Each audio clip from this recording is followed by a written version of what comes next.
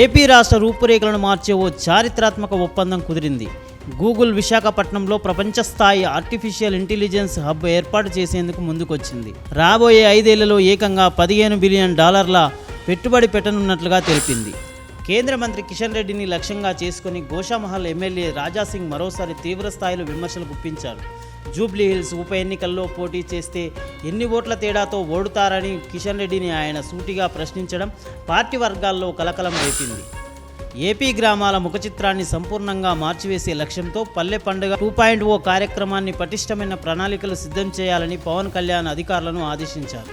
2వ దశ కార్యక్రమాలు అంతకు మించి విజయవంతమయ్యేలా చూడాలని ఆయన స్పష్టం చేశారు. జూబ్లీ హిల్స్ నియోజకవర్గంలోని కొన్ని ఇంటి నెంబర్ల మీద భారీ సంఖ్యలో ఓట్లు నమోదయ్యాయంటూ బీఆర్ఎస్ నేతలు చేసిన ఆరోపణలపై హైదరాబాద్ జిల్లా ఎన్నికల అధికారి ఆర్వి కర్ణన్ స్పష్టతనిచ్చారు. ఈ వ్యవహారంపై జరిపిన విచారణలో ఓటర్ల జాబితాలో ఎలాంటి అక్రమాలు జరగలేదని ఆయన తేల్చి చెప్పారు. రేపు ఉదయం 11 గంటల నుంచి మధ్యాహ్నం 1 గంట మధ్యలో జూబ్లీహిల్స్ బీఆర్ఎస్ అభ్యర్థి మాగంటి సునీత తన నామినేషన్ను సమర్పించనున్నారు. ఈ కార్యక్రమానికి కేవలం 4 ముఖ్య నేతలతో కలిసి వెళ్లాలని పార్టీ భావిస్తున్నట్లుగా సమాచారం. కర్ణాటక సీఎం సిద్ధరామయ్య కీలక వ్యాఖ్యలు చేశారు.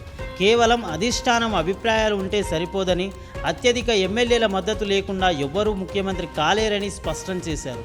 డీకే శివకుమార్ ఇటీవల చేసిన వ్యాఖ్యల నేపథ్యంలో సిద్ధరామయ్య స్పందన ప్రాధాన్యత సంతరించుకుంది. శబరిమల ఆలయంలో బంగారం చోరీ వ్యవహారంలో సంచలన విషయాలు బయటపడుతున్నాయి. కేరళ హైకోర్టు స్పందించి సిట్ విచారణకు ఆదేశించింది. బంగారం తాపడం పనులు బాధ్యత తీసుకున్న దాత ఉన్నికృష్ణన్ విచారించిన అధికారులు అతడికి స్థిరమైన ఆదాయమేమీ లేదని తేల్చి చెప్పారు.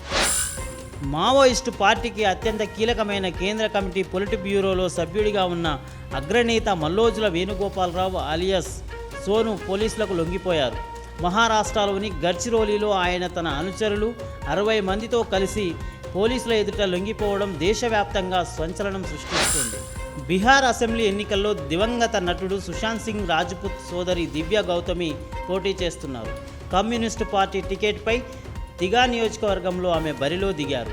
ఆల్ ఇండియా స్టూడెంట్స్ అసోసియేషన్ మాజీ ప్రెసిడెంట్ అయిన దివ్య తాజాగా అసెంబ్లీ ఎన్నికల బరిలో దిగారు. వరల్డ్ టెస్ట్ ఛాంపియన్షిప్ పాయింట్ల పట్టికలో ఆస్ట్రేలియా అగ్రస్థానంలో ఉంది. శ్రీలంక 66.67%తో 2వ స్థానంలో కొనసాగుతుంది. భారత్ 3వ స్థానంలో కొనసాగుతుంది. బంగారం వెండి ధరలు సరికొత్త చరిత్ర సృష్టించాయి. మంగళవారం ఒకే రోజు ధరలు అమాంతం పెరిగి పెట్టుబడిదారులకు ఆనందాన్ని, కొనుగోలుదారులకు తీవ్ర షాక్ను ఇచ్చాయి. వెండి ధర చరిత్రలో తొలిసారిగా కిలోకు 2 లక్షల మైలురాయిని దాటి ఆల్ టైమ్ గరిష్ట స్థాయికి చేరింది. Please subscribe to the channel and download the Politicos app from the links in the description.